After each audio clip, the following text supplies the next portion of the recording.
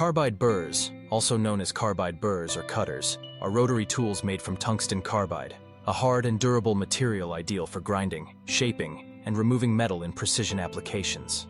In the context of engine cylinder head porting, they play a crucial role in modifying intake and exhaust ports to optimize airflow.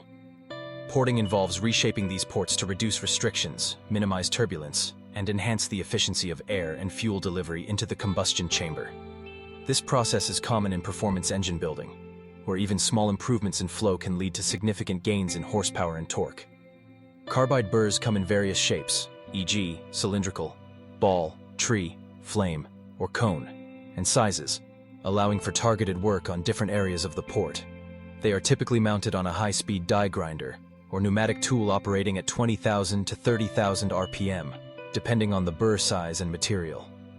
The key to effective use is applying light, consistent pressure to let the burr's cutting edges do the work, avoiding excessive heat buildup that could warp the head or dull the tool. Always prioritize safety. Wear eye protection, gloves, a respirator to avoid inhaling metal dust, and secure the cylinder head in a vise to prevent movement. The primary goals when using carbide burrs for deburring and blending are to eliminate sharp edges that cause flow separation and to create smooth, gradual transitions in critical areas, like valve seat interfaces and the short side radius. This results in a more laminar airflow, reducing restrictions and ensuring a smoother path for the air-fuel mixture, which can improve combustion efficiency and engine performance. Deburring sharp edges with carbide burrs. Deburring involves removing burrs, flashes, or sharp protrusions left from casting, machining, or previous modifications. In cylinder heads, sharp edges are common in port runners, around valve guides, and at casting seams, where they can create turbulence by disrupting the boundary layer of airflow. Preparation. Inspect the cylinder head ports under good lighting to identify sharp edges. Clean the head thoroughly to remove debris. Select a carbide burr shape suited to the area, for example, a cylindrical or tree-shaped burr for straight edges, or a ball-shaped one for corners. Technique. Mount the burr in a die grinder and start at a low RPM to test stability, then increase to the recommended speed. Approach the sharp edge at a 15 to 45 degree angle, using short, controlled strokes. Apply minimal pressure, about 1 to 2 pounds, to avoid gouging the metal. The burr should chatter slightly if it's cutting effectively. Move the tool in a sweeping motion along the edge, rounding it to a radius of about 0.010 to 0.0020 inches, depending on the port size. For instance, in intake ports, focus on the roof and floor where casting flashes often occur. Common areas. Deburr the port entrances, throat, and exits to prevent air from tripping over edges, which causes eddies and reduces velocity. Also, address any sharp lips around the valve guide boss, as these can impede flow around the valve stem. Tips and mistakes to avoid. Work in stages, checking progress with a flow bench or visual inspection to ensure even removal. Over-deburring can enlarge the port too much, reducing air velocity and potentially hurting low RPM performance. Use compressed air to clear chips frequently, as buildup can scratch surfaces. A common mistake is applying too much pressure, which generates excessive heat and can lead to microcracks in the aluminum or cast iron head. Always deburr after any valve seat cutting to smooth any new edges created. This step alone can improve flow by 5 to 10%. In some cases, by eliminating drag points, setting the stage for more advanced blending. Blending valve seat transitions with carbide burrs valve.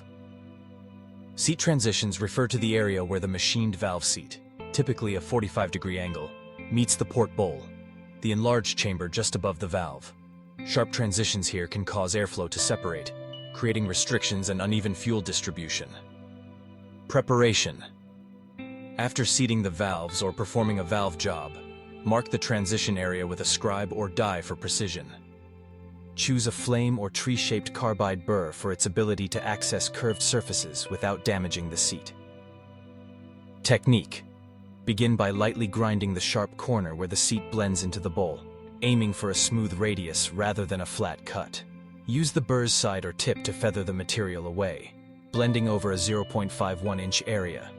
For the back edge of the valve seat, use a smaller burr to create a gradual slope into the port runner. Rotate the tool slowly around the circumference, ensuring symmetry to avoid biasing flow toward one side. Check with a finger or caliper for smoothness. the transition should feel seamless. Common areas.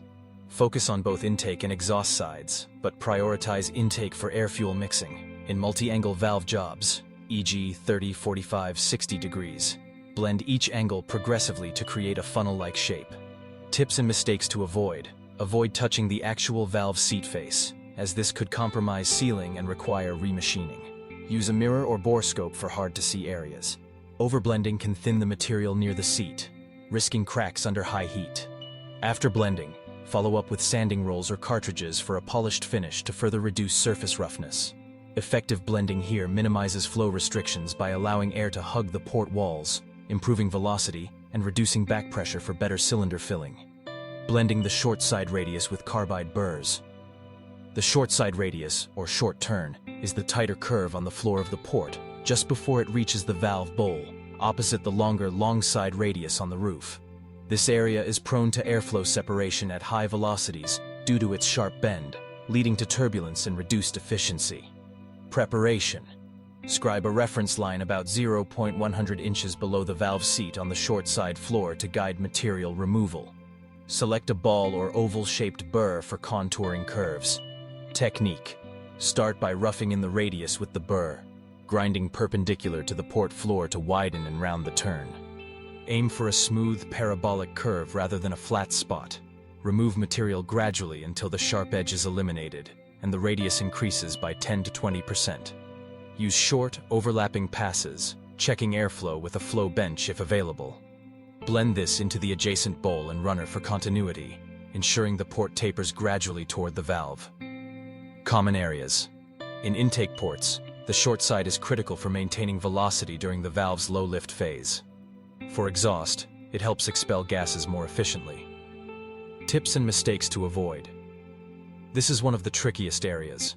It's hard to achieve a perfect round without practice. Use a smaller die grinder for better control in tight spaces. Avoid removing too much material, as it can lower the port floor and disrupt flow balance. Common errors include creating dips or waves, which worsen turbulence. Always measure cross-sections for consistency. Finish with abrasives to polish the surface to a mirror-like shine. By blending the short side radius, you prevent airflow from stalling, ensuring a smoother, unrestricted path that enhances overall port efficiency. Benefits and overall impact.